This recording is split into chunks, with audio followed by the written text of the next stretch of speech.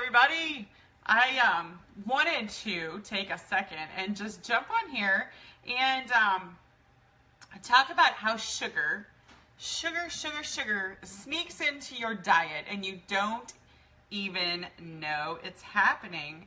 I just closed the little thing I have. I have this wonderful little PDF file that I can send you if you actually comment below that you would like the names that sugar hides under, the sugar alias. If you had an alias, what would it be? Would you come up with a really cool name? I know sugar has come up with a lot of really cool names over the years to disguise itself in our food. If you, hey Connie, I'll be sure and send that over to you. If you want to know the names that sugar hides under in your food, have I got a prize for you.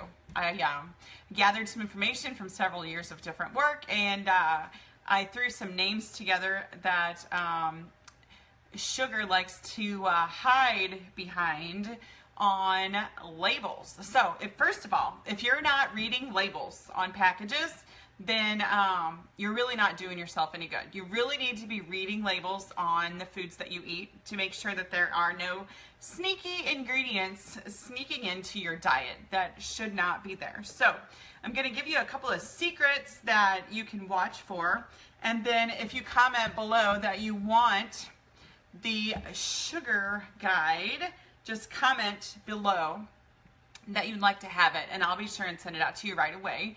But the names that sugar likes to hide behind are things like syrup. Now that's really not too hard to understand, right? But they try to convince you that it's not bad for you by calling it barley syrup. Now barley syrup kind of sounds healthy, doesn't it? Because it's got the word barley in it, and how could barley be bad for you, right? But it is. It's barley syrup. So they've concentrated the barley to make it sweet somehow, and then they're using it to sweeten your food. Something else to consider, if it has an OSE on the end of it, or if it has a TOL on the end of the word, or if the word syrup is in it, those are all really good clues that there are sugar lurking behind that name. So things like lactose. Lactose is a sugar.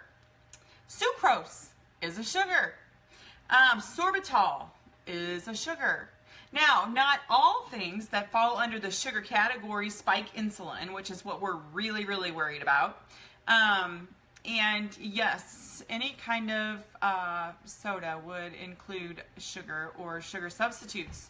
And sugar substitutes can be just as bad for you as sugar, or worse, because a lot of them are chemicals. So whenever you're looking at the things that you use to sweeten your food with, you should really be careful not to use ones that spike your insulin. So things like stevia does not spike insulin. As a matter of fact, stevia even has some ingredients in it, if it's natural stevia, not processed stevia. Just there's that word again, processed. It actually helps bring sugar levels down. So there's a wonderful thing about stevia if it's in its mostly natural state. So the plant stevia actually is good for sugar metabolism instead of bad. But also things like, oh my gosh, my brain just went completely blank. It's a sugar alcohol. I can't think of what it's called right at the moment. Oh my gosh, totally drew a blank. I'll add that to the comments here in a minute. It'll come to me in a moment, I'm sure. I just suddenly can't remember the name of it. But there are some sugar substitutes, like some sugar alcohols and stevia. Actually, the other ingredient in Truvia, which is stevia and, I cannot remember. Bad. Hang on. I'm going to go look. Don't go away. I'm coming back.